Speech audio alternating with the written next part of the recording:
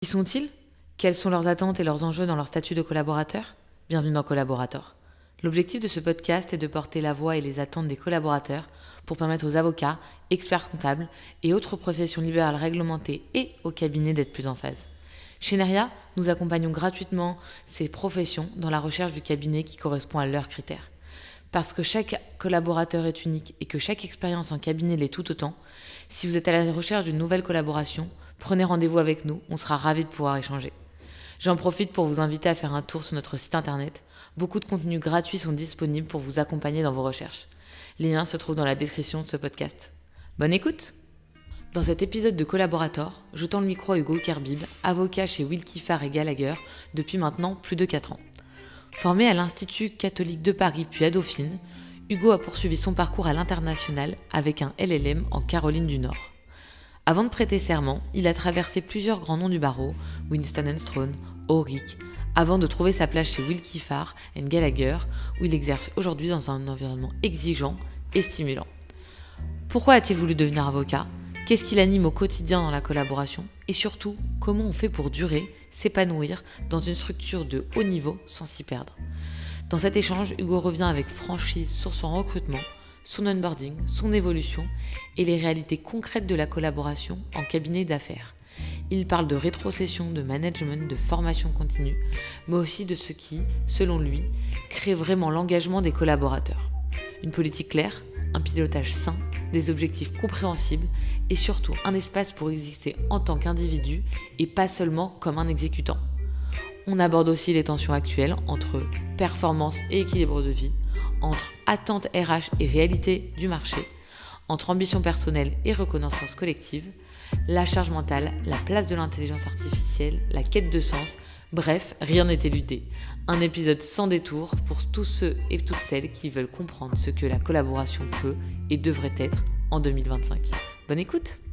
Bonjour Hugo. Bonjour Eva. Merci beaucoup d'avoir accepté l'invitation dans ce podcast. On s'est croisés plusieurs fois et je me suis dit que c'était la bonne occasion de discuter en long, en large, en travers de ton parcours.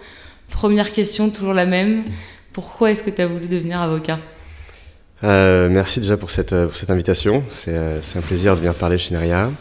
Alors pour répondre à cette question, pourquoi avocat? C'est une très bonne question. Au départ, c'était pas forcément un objectif.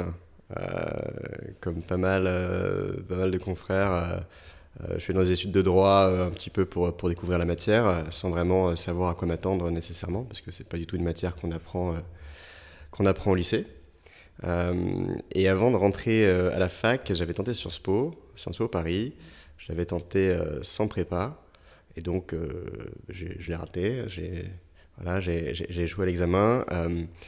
Et après, j'ai vu cette licence de droit et sciences politiques qui était proposée par la Cato, l'Institut catholique de Paris.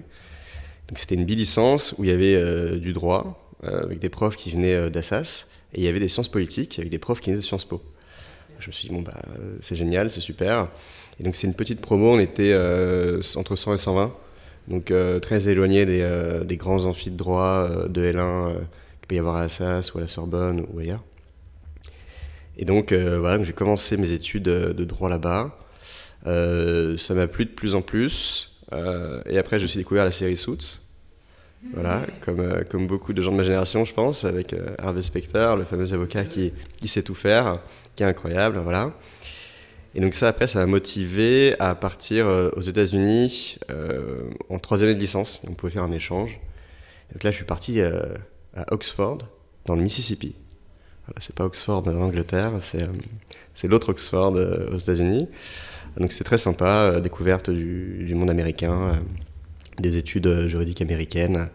Donc c'était des études plutôt de paralégal parce qu'aux États-Unis, pour faire des vraies études de droit, c'est un JD. Et ça, on y rentre après avoir passé un examen qu'on passe après avoir d'abord fait une licence en 4 ans là-bas. Donc voilà, et c'est très formateur, très sympa, partir à l'autre bout du monde, se débrouiller 6 mois, puis après de revenir. Voilà, et donc ça a conforté un petit peu mon envie de continuer dans le droit. Donc j'ai ensuite postulé à Dauphine en droit des affaires. En voyant Harvey Specter, je me suis dit, closer des deals, ça a l'air chouette. Voilà, exactement. Donc Dauphine, droit des affaires, petite promo aussi en M1.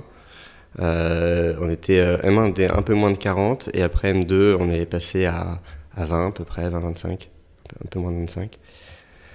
Et donc là, vraiment, droit des affaires, fiscalité, avec des professeurs qui étaient aussi avocats ou qui étaient directeurs juridiques d'entreprise.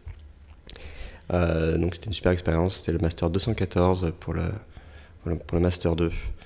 Voilà, et j'ai tenté le barreau, du coup, en fin de M1, que j'ai pas eu. Et donc j'ai décidé de le retenter l'année suivante, à la fin du M2. Cette fois, je l'ai eu.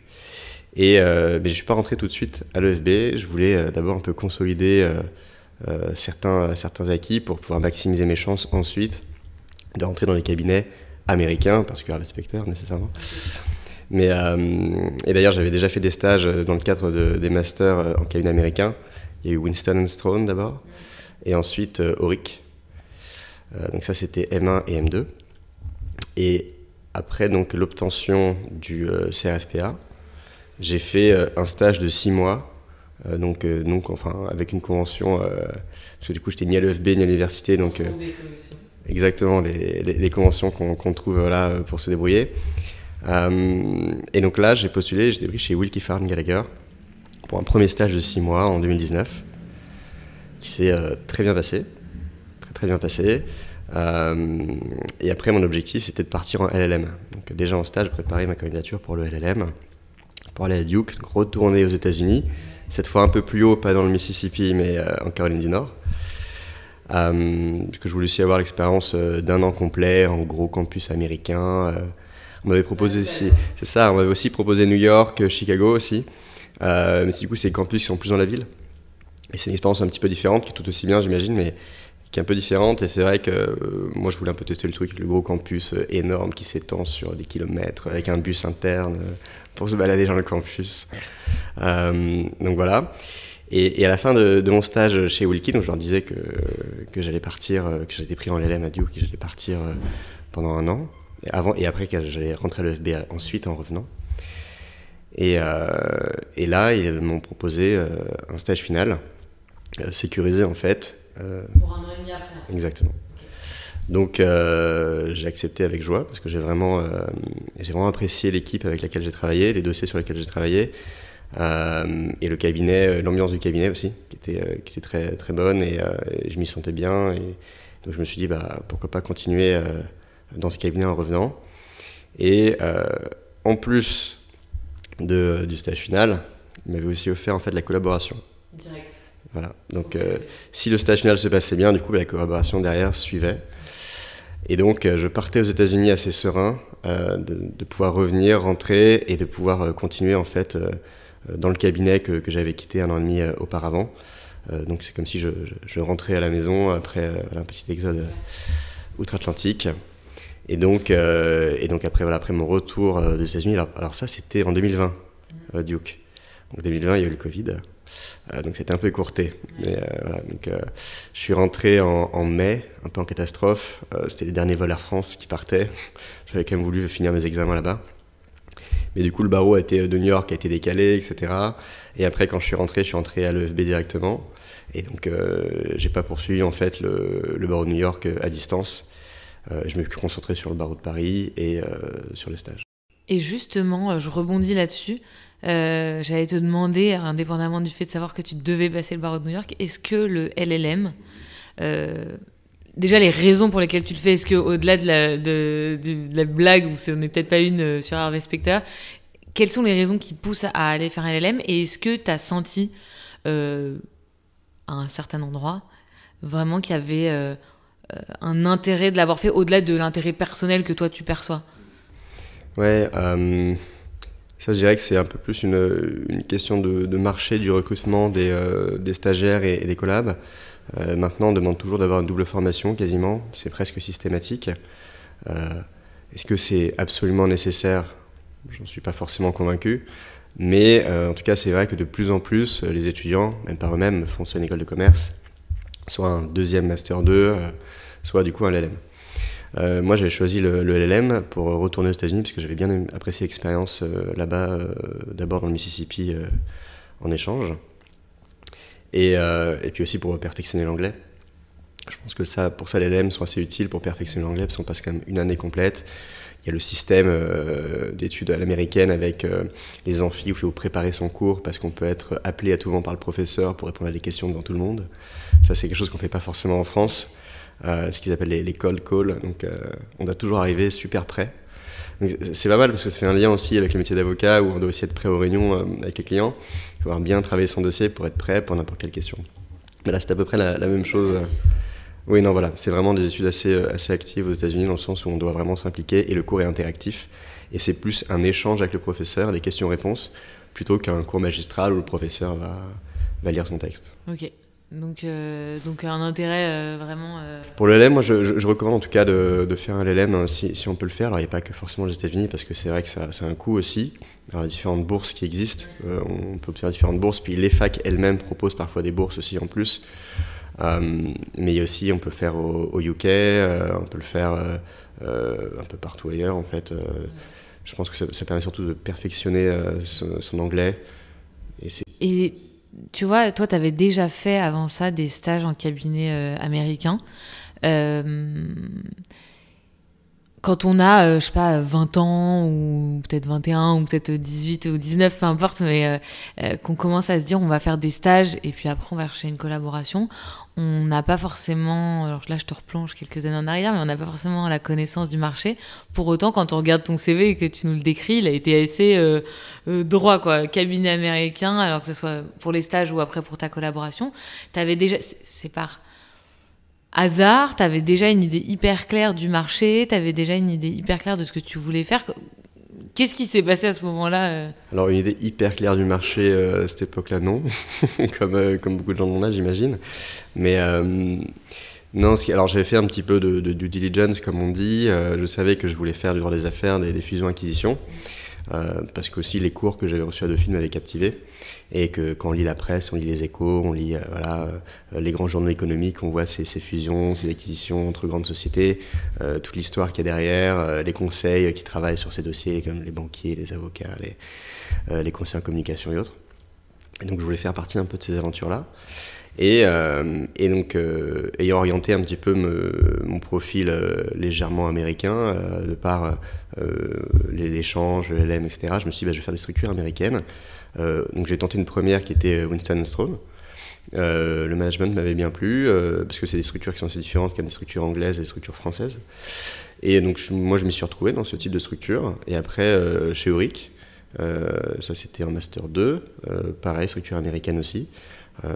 Également je me suis retrouvé, donc je me suis dit autant poursuivre dans une autre structure américaine et Willkie Farr. Et alors donc Willkie Farr, j'avais postulé avant chez eux, avant d'obtenir mon stage en 2019. J'avais postulé pour faire mes stages de master 1 ou master 2, l'un des deux. Et j'avais reçu une lettre de refus, une vraie lettre. Signé avec un beau papier en tête, etc. Et ça avait distingué le cabinet d'autres cabinets qui parfois envoyaient qu'un email ou ne répondaient même pas. Voilà. Exactement. Donc avoir cette lettre, je me suis dit, ils respectent leur candidat. Et donc ça m'a aussi donné envie de repostuler chez eux. Et donc ça a fonctionné pour les... Ouais, non, mais à noter, c'est la première fois que j'entends ça et comme quoi ça fonctionne, quoi. C'est pas mal. Et alors tu disais, on va revenir sur Willkie derrière, mais il y a une mentalité, un management des cabinets américains que toi tu connais. Qu'est-ce que tu mets là-dedans ? Qu'est-ce que je mettrais là-dedans ? Alors c'est un environnement qui est assez collaboratif, qui est même très collaboratif, aussi de par notre practice en M&A. Où on est un petit peu au carrefour dans un dossier des autres pratiques. Il va y avoir le droit social qui va y greffer. Alors on n'a pas de pratique droit social chez Willkie, on n'est pas un cabinet full service. Mais c'est des sujets qu'on va gérer avec nos conseils externes qu'on va prendre sur les dossiers. Il y a le tax à gérer, il y a bien sûr la concurrence avec nos collègues et notamment Maud Boucris qui était passé sur ce podcast. Donc on est un peu au carrefour de tout ça, donc c'est un environnement assez collaboratif. Les équipes sont constituées selon les dossiers. Alors, c'est pas nécessairement un collaborateur junior, puis un middle, puis un senior en counsel et l'associé. Ça peut varier selon la taille du dossier. On peut très bien travailler directement avec un associé sur un dossier. si le dossier implique qu'il n'y ait pas plus de personnes que ça. Donc après, il y a aussi pas mal de bienveillance quand même chez ces cabinets qui est assez intéressant, qui se développe aussi de plus en plus ces dernières années. Ils ont à cœur de pouvoir avoir une relation de confiance avec leurs collaborateurs et que voilà, qu'on ne soit pas juste des gens qui servent à travailler sur les dossiers, mais qui sont vraiment partie intégrante de l'équipe et de l'aventure du cabinet. Et donc, en un sens, c'est aussi un peu entrepreneurial comme aventure. Ouais, tu le sens, t'es pas le seul à me le dire. C'est un mot qui ressort souvent, alors que de l'extérieur, on pourrait se dire c'est des cabinets hyper structurés qui sont présents en France et à l'étranger, de fait. Et donc, peu de place à l'innovation au sens large du terme. Mais ça ressort vachement ce point-là. Donc, vous le ressentez tous. Enfin, tous. Beaucoup. Là, ça fait combien d'années que t'es chez Wilkie ? Alors, en comptant mon stage final et la petite période après de jury sur un temps de prestation de serment, ça va faire 5 ans. Mais donc là, je suis dans ma 4e année de collaboration libérale.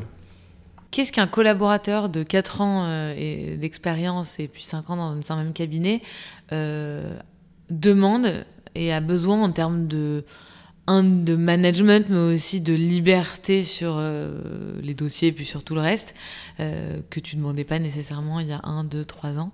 Alors chacun demande des choses différentes, mais en tout cas toi, en tant que 4e année. Après, je pense que ça fait partie de l'évolution un petit peu naturelle. Dans les 3 premières années, quand on est collaborateur dits junior, on va travailler sur des tâches comme des audits, faire pas mal de travail de fond, en fait, des recherches, des audits, drafter de la doc corporate, que ce soit pour les augmentations de capital ou même dans le cadre des sessions des acquisitions. Et après, en fait, au fur et à mesure, on va commencer de plus en plus à travailler sur la doc contractuelle. Donc contractuels qui vont être le contrat de cession d'action, le SPA, le Warranty Agreement, qui est le contrat de garantie de passif, et puis d'autres contrats annexes aussi du deal selon le deal. Et donc de plus en plus, on va être amené à travailler sur ces dossiers, sur ces documents-là. On va être amené à commencer à les négocier aussi. Alors on n'est pas en 4e année tout de suite en première ligne, hein. Il y a bien sûr l'associé qui est là, qui nous épaule, le collaborateur senior s'il y en a un sur le dossier, ou le cancel. Mais après, on va aussi commencer un petit peu à manager peut-être soit des plus juniors, des stagiaires aussi, sur le dossier. Donc commencer à avoir des gens en dessous de soi qui vont nous rendre un travail, et nous, on va devoir revoir aussi ce travail pour après qu'on puisse soit l'envoyer au client parfois directement, soit le faire passer au niveau de dessus et que ce soit un travail nickel, propre. Et donc, il y a aussi plus de responsabilisation à ce niveau-là. Donc, à la fois en termes de production documentaire, en termes d'implication sur le dossier et d'échange avec le client, et puis de management un peu qui commence. Ok, ouais, donc on rajoute des briques au fur et à mesure, et justement, mais ça recoupe ma question d'après. Quand on est avocat, profession libérale, on se pose toujours plein de questions sur quelle orientation je vais donner à ma carrière. Est-ce que ça sera dans ce cabinet, dans un autre? Est-ce que ça sera en indépendant? Enfin voilà, il y a autant d'avocats que de façons de l'exercer. Ceci étant dit, ça fait 5 ans que tu es dans le même cabinet. Donc force est de constater que ça se passe plutôt bien, j'imagine, j'espère en tout cas. Qu'est-ce qui, même si très certainement à des moments où tu as eu des questions, des doutes, ou en tout cas potentiellement une volonté de voir ailleurs, qu'est-ce qui fait aujourd'hui que tu restes dans ce cabinet? Qu'est-ce qui te drive? Parce que c'est assez rare pour le noter. Ouais, c'est vrai. Alors, un petit point peut-être auparavant, c'est que chez Wilkie, il y a aussi ce track record un petit peu des collaborateurs qui restent assez longtemps.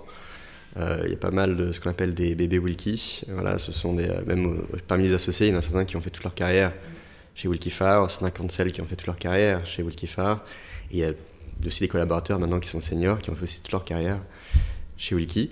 Donc moi, c'est vrai que ça fait 5 ans dans les murs, 4 ans en collaboration libérale. Ce qui me donne envie de rester, c'est la variété des dossiers. Parce qu'on est sur une variété de dossiers assez large, que ce soit du private equity, du M&A industriel, private et public.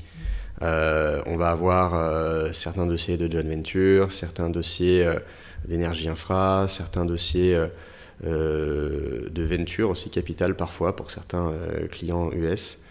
Donc un spectre de dossiers assez large qui nous permet d'intervenir sur pas mal de choses. Les associés, évidemment, ça c'est un facteur clé.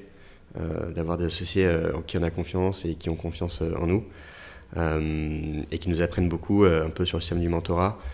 Parce que j'estime que ce métier, c'est un petit peu comme un artisan. On apprend notre métier auprès d'un maître quelque part, enfin de plusieurs maîtres. Voilà. Et donc, on doit parfaire un petit peu notre pratique à leur contact. Et donc, c'est ce que je trouve chez Wilkie, et au-delà de la bonne ambiance générale du cabinet. Et tu parles de mentorat parce que t'es pas le premier à utiliser ce terme, et t'as beaucoup de gens qui cherchent un mentor, mais est-ce qu'on peut vraiment le chercher ou est-ce qu'il vient à nous? Est-ce qu'il y a, tu vois, quand tu parles de mentorat, ta définition, c'est principalement parce que c'est tes associés qui te forment sur le fond des dossiers, ou est-ce qu'il y a d'autres choses qui rentrent en compte pour parler de mentor, quoi? Alors, il y a la formation sur les dossiers, bien évidemment, qui se fait déjà pas mal par l'observation. On va observer l'associé en call, sur les visios, la manière dont il draft, la manière dont il répond aux commentaires du confrère, etc. Après, il y a les commentaires qu'il va nous faire sur nos propres documents, donc les markups. Il va nous expliquer aussi pourquoi ce serait plus intéressant de faire ça, plus intéressant de faire ça. Donc on apprend beaucoup par ce biais-là. Après, on a aussi des points chez Wilkie qui sont biannuels désormais, où on peut faire aussi un point sur l'état du travail, du cabinet, l'ambiance, la manière dont on sent le collaborateur aussi au sein du cabinet. Et donc ça permet de resserrer un petit peu ce lien avec les associés. Puis après, naturellement, au fur et à mesure des dossiers, on va être amené parfois à travailler un petit peu plus avec un associé, parce que peut-être que le feeling passe mieux, ou que c'est plus pratique de travailler ensemble sur certains dossiers. Même si chez Wilkie, on travaille avec tout le monde indifféremment au sein de l'équipe.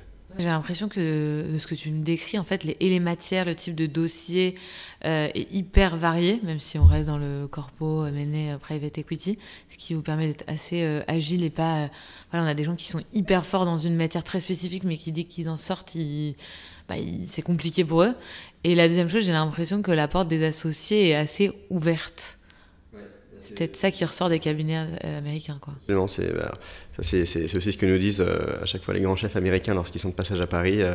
Our door is always open. Donc, et c'est le cas. En tout cas, chez Wilkie, c'est le cas. On peut toujours passer voir un associé, pour lui dire si on a des doutes sur un dossier, si on a des doutes sur autre chose même. Leur porte est ouverte, et ils sont en dialogue. Et ça, c'est important, je trouve. Ouais. Je sais de plusieurs sources, parce que je connais pas mal d'avocats chez Wilkie, que le rythme, de manière générale, est intense. Pour autant, j'ai rarement eu un avocat qui s'est plaint ou qui n'a pas compris ce rythme, ou en tout cas qui ne l'a pas accepté. Ça devient assez rare.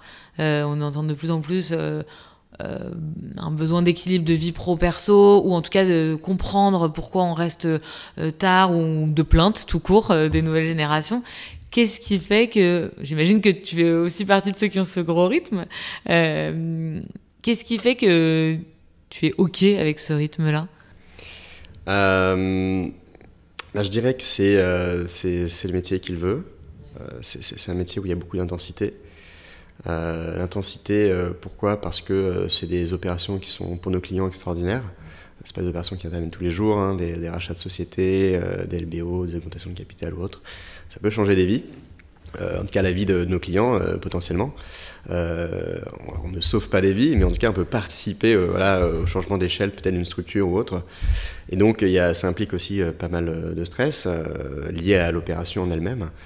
Et donc nous on doit être là pour accompagner nos clients, et notamment dans ces moments de stress, dans ces moments où il y a un peu plus de documents à sortir, des moments de rush.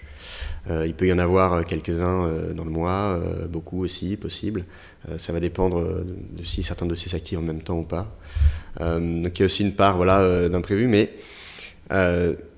pourquoi l'accepter aujourd'hui? C'est vrai que les nouvelles générations, on entend beaucoup, comme tu le disais, une volonté de recherche d'équilibre vie pro, vie perso. Nous, c'est un métier qui est libéral, quand même, on est quand même collaborateur libéral, contrairement à d'autres pays où on est salarié du cabinet. Et donc, quelque part, en fait, on choisit aussi, surtout en M&A, dans les deals un peu large cap et autres, quand on travaille avec des banquiers d'affaires, par exemple, on se met aussi dans une logique de deal. Et on est rémunéré par l'adrénaline, par l'intérêt du dossier, la satisfaction des clients. Et donc, c'est peut-être aussi tout ça qui nous fait tenir, même si chez Wilkie, il y a, je trouve, un bon équilibre quand même de vie, même si c'est assez intense. souvent. Mais il y a une bonne équipe de vie parce qu'ils nous permettent, notamment, on peut faire du télétravail. Ça, c'est assez faisable. Et ça permet du coup de faciliter, hein, par exemple, pour ceux qui ont des enfants en bas âge, par exemple, télétravailler le matin, venir au cabinet l'après-midi, ou rentrer plutôt le soir, se reconnecter de chez soi, c'est quelque chose qui est Donc ça existe et c'est pas tabou dans un cabinet, enfin dans ton cabinet. En tout cas, j'ai pas ressenti de tabou à ce sujet. Ok. Donc l'adrénaline, j'imagine, entre autres la rétrocession, mais qui est de fait pareil, et en tout cas dans les mêmes grilles dans tous les cabinets internationaux et surtout américains. Est-ce que justement cette rémunération, tout ce qui est variable, prime, etc., sont des choses qui sont connues à l'avance sur la grille ou la façon de calculer ces montants, ce qui est rarement le cas. Et c'est vrai que c'est une question que j'aime bien poser aussi, juste pour que les gens puissent se rendre compte de ce qui est possible ou non de demander. Et si c'est le cas, tant mieux. Et si c'est pas le cas, comment poser les questions pour avoir un peu plus d'éléments, ou est-ce qu'il faut attendre plusieurs années pour avoir compris la mécanique? Alors, de ce que j'ai compris, en tout cas dans les cabinets américains, c'est qu'il y a généralement des grilles de rétrocession chaque année et de bonus. Le bonus va généralement augmenter aussi chaque année. En termes de critères pour l'octroi de ces bonus, parce que la rétro généralement c'est automatique, dès qu'on passe l'année dessus, la rétro suit généralement.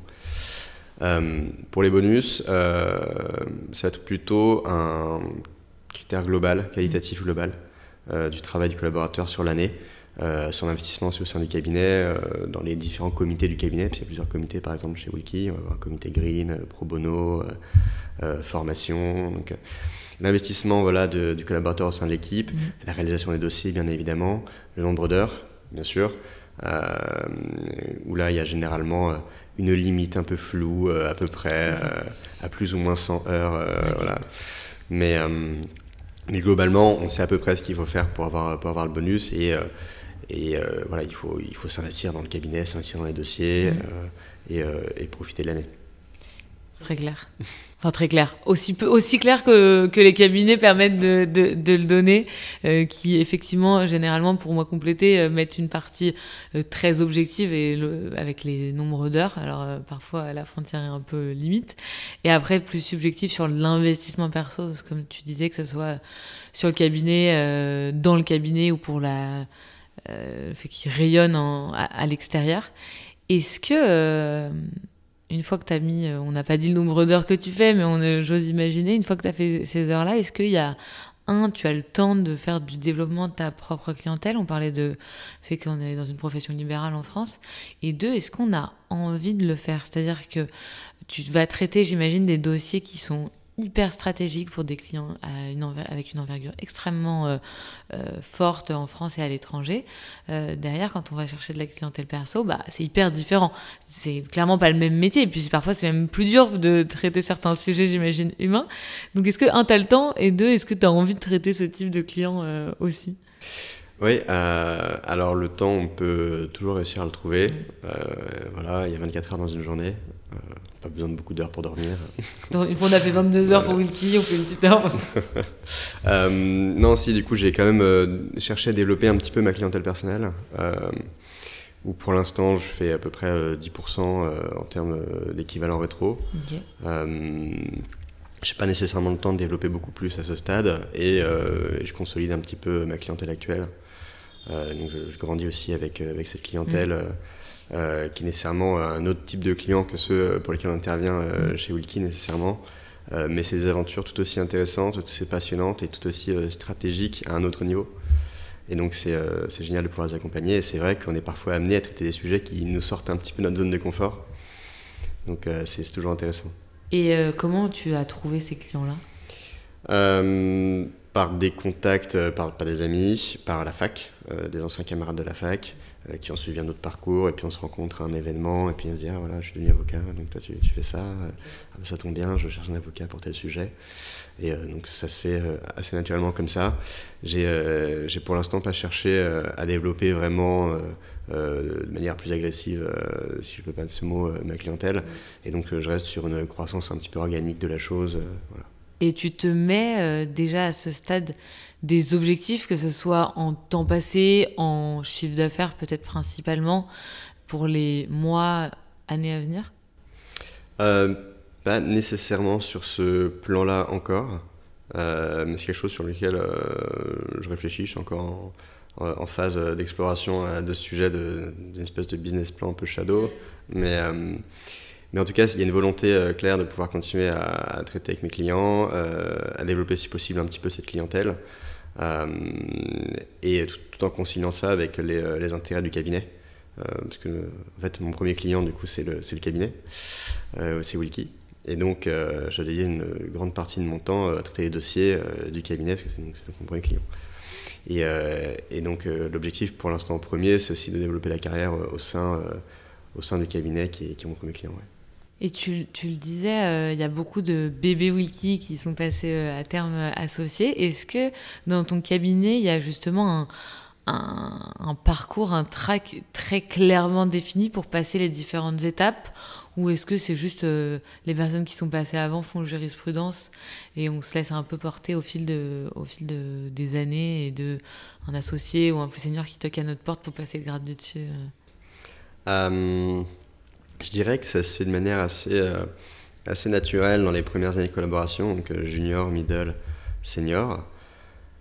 Après, au-dessus, que ce soit l'étape du counselship ou de l'association, là c'est un peu plus flou, parce que je ne suis pas encore arrivé, et généralement ça se passe toujours très bien, mais je comprends que c'est une fois qu'on est senior que la question va se poser de savoir, bon, qu'est-ce qu'on veut faire? Est-ce qu'on veut être associé ou pas déjà? Parce que c'est peut-être la première question à se poser, est-ce qu'on a envie d'être associé? Si oui, est-ce qu'on va être associé dans une structure américaine? Si oui, est-ce que le secteur sur lequel est la structure dans laquelle on est le secteur ou le segment de marché qui nous intéresse? Est-ce qu'on pourrait vouloir faire un segment de marché inférieur ou autre, voilà. Donc c'est plein de questions différentes qu'on va être amené à se poser lorsqu'on est senior. Mais un peu prématuré là. Et c'est quoi les questions qu'on se pose à 4 ans de barreau, 5 ans dans un cabinet si celles-ci sont prématurées, effectivement, elles le sont peut-être un peu. Non, les questions qu'on se pose, c'est combien d'heures je vais pouvoir faire cette année, quel gros dossier de place je vais pouvoir faire cette année, mais en réalité, surtout, comment est-ce que je vais pouvoir aider les clients du cabinet et m'investir au cabinet et faire en sorte que l'endroit où je travaille soit un endroit auquel j'ai du plaisir à venir le matin pour travailler. Et donc, c'est assez important. Ce qui permet de driver, et justement, tu me disais, la motivation vient peut-être presque à un moment donné plus de là que uniquement la REM ou des sujets uniquement matériels. Enfin, je pense que le type de dossier aide bien là-dessus. J'ai l'impression que le cabinet a pris un peu le virage d'écouter ses collaborateurs, de rajouter, tu le disais, des points biannuels, etc. Il y a quand même. Est-ce que tu ressens qu'il y a pas mal de prise en compte des demandes collaborateurs? Est-ce qu'il y a des choses où vous êtes encore en train de, c'est normal, de toquer à la porte des décideurs pour qu'il y ait certaines initiatives qui soient mises en place? Est-ce que vous avez le champ libre aussi en tant que partie prenante du cabinet collaborateur pour implanter des nouvelles idées au-delà du fond des dossiers des clients, quoi? Non, on a le champ assez libre en fait, déjà d'une part par les différents comités qui existent, qui en fait sont des comités qui englobent un peu la vie du cabinet aussi. Et donc via ces comités où il y a beaucoup de collaborateurs, dans chaque comité, pardon, on va pouvoir au sein de ces comités proposer des choses différentes. Par exemple, au comité Green, on a proposé des choses comme par exemple une flotte de vélos qui nous permet d'aller pas très loin dans Paris en vélo plutôt que de devoir prendre un taxi ou de passer autrement. Ça, c'est une idée qui vient un petit peu d'en bas, mais qui est montée et qui maintenant est appliquée au cabinet. Et autrement, sur l'écoute plus globale, lors des points annuels ou biannuels qu'on fait, il y a une vraie écoute qui est prise qui est faite par les associés. Ils prennent en compte vraiment les demandes des collaborateurs. Parce que parfois, on peut dire, voilà, j'ai fait tant de dossiers private equity cette année, tant de dossiers M&A, moi j'aimerais bien un peu plus travailler sur telle typologie de dossier. Et donc ils prennent ça en compte et ils voient comment faire en sorte que le collaborateur puisse travailler un peu plus sur une typologie de dossier à laquelle il n'avait pas forcément eu d'accès auparavant. Donc dans une écoute assez active des collaborateurs. Je vais finir par un point que j'ai vu dans ton CV et puis qui m'a fait un peu sourire parce que j'ai reçu quelqu'un à ce micro la semaine dernière qui avait travaillé pendant 5 ans dans la Marine nationale. J'ai vu que tu étais réserviste, si je dis pas de bêtises. Est-ce que ça a un impact avec l'état d'esprit qu'on peut acquérir à ce moment-là, sur ta carrière et sur ta façon de travailler dans ton métier d'avocat? Pas du tout. Oui, alors réserviste, alors j'ai pas fait de période embarquée, contrairement à de nombreux marins. J'ai fait une préparation militaire supérieure sur une année, qui me donne accès après au grade d'enseigne de vaisseau de seconde classe, donc officier dans la marine, officier subalterne dans la marine. Et c'était une volonté de ma part parce que je pense que si j'avais pas fait avocat, j'aurais certainement fait officier dans la marine. Donc c'était peut-être un petit moyen de combler cette part de vie que j'ai pas eue. Mais après, actuellement, j'ai pas fait beaucoup de périodes de réserve par le rythme au cabinet, qui ne le permet pas forcément, contrairement à certaines entreprises dans le privé où on peut avoir des jours off dans la semaine pour aller faire des jours de réserve. C'est un peu plus complexe quand même dans le secteur d'avocat d'affaires. Ouais, c'est ça, si on prend déjà les heures pour outils, les heures pour développer son perso, les quelques heures pour dormir, on s'en sort plus. C'est ça. Qu'est-ce que... Mais du coup, juste pardon, pour revenir sur la question de savoir sur l'état d'esprit, je pense que ça a peut-être un petit peu aidé au début sur le caractère un peu hiérarchique, junior, middle, senior. Dans la marine aussi, c'est assez hiérarchique. Mais au final, c'est une hiérarchie intelligente où chacun sait ce qu'il a à faire à sa place. Et dans un dossier, c'est à peu près pareil. On sait à peu près tout ce qu'on doit faire à notre place. Et on est tous utiles dans le dossier à la place à laquelle on est. Et donc, c'est peut-être ça le lien que j'ai fait. Tout est justifié et tout a un sens, quoi. Très clair. Qu'est-ce que je peux te souhaiter pour la suite? Comment tu vois les choses? Je me projette pas à 10 ans parce que je sais que c'est très angoissant et puis si on réécoute ce podcast, on sait qu'on se plantera. Mais sur les mois ou petites années à venir. De toujours apprécier ce que je fais à chaque matin, de pouvoir parvenir à satisfaire mes clients au mieux et progresser dans l'avocature. Bah écoute, je te souhaite tout ça à la fois. Merci. Je te remercie beaucoup pour l'échange. Merci beaucoup Eva. La fin de l'épisode du jour. J'espère qu'il vous a plu. Vous pouvez découvrir nos contenus, podcasts et articles directement sur le site www.neria-recrutement.fr. Et si certains sujets vous intéressent particulièrement ou que vous souhaitez entendre certains avocats en priorité, n'hésitez pas à nous le dire en commentaire. À très vite.